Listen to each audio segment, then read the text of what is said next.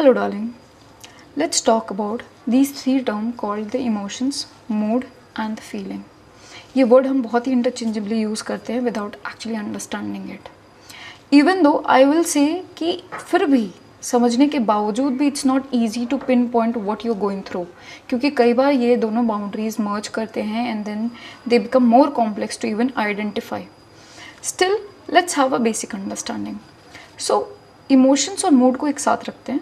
Keep the feelings side, will talk the emotions first. American psychological association के हिसाब से ये वो कॉम्प्लेक्स रिएक्शन है जहाँ पे एक इंसान के साथ अगर कोई चीज़ हो रही होती है, कोई ट्रिगर पॉइंट होता है या कोई एक स्टिमुलस होता है, तो वो एक सर्टेन तरीके से रिएक्ट करता है, जिसमें 3 लेवल पे चीज़ें होती हैं. एक आपकी फिजियोलॉजिकल लेवल पे, दैट मीन्स आपकी बॉडी, आपका heart rate, hormones, neurological system, ये सारी चीज़ें एक तरीके से रिस्पॉन्ड करता है. सेकेंड, आपका बिहेवियर रिस्पॉन्स होता है, दैट मीन्स उस इंसिडेंट से आप एक सर्टेन तरीके से एक्ट करते हो, आप लड़ते हो या रो देते हो, ये सारी आपके बिहेवियर रिस्पॉन्स है. Coming to the third one, that is your psychological level. The way you define what you're feeling, your experience, that is the third. इस 3 तरीके से you experience your emotion. तो ये एक स्टिमुलस से गवर्न होता है, ये एक टेम्पररी होता है और ये एक टाइम के बाद डाई आउट भी हो जाता है.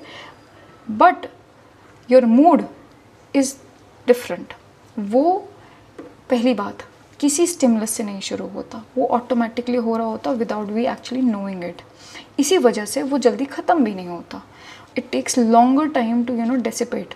आप बहुत वक्त तक लो फील करते रहते हो, डिप्रेसिव फील कर रहे होते हो विदाउट एक्चुअली नोइंग कि एग्जैक्टली वो हो क्यों रही है. तो मूड आपका एक क्लाइमेटिक कंडीशन की तरह है. ओवरऑल बहुत लंबे टाइम तक चलेगा और वेदर के तौर पे वहाँ इमोशंस हैं जो कि बहुत इंटेंस हो सकता है, बहुत शॉर्टर ड्यूरेशन के लिए हो सकता है और एक टाइम के बाद चला भी जाता है.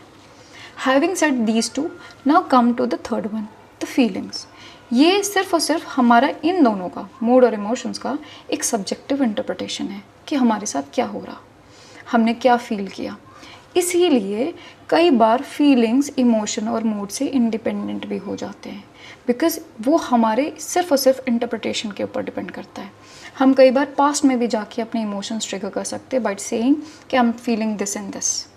सो we have to understand when we are using these terms, because कई बारी हम एक्चुअली फील कर रहे होते हैं without actually going through that emotions. You have to understand.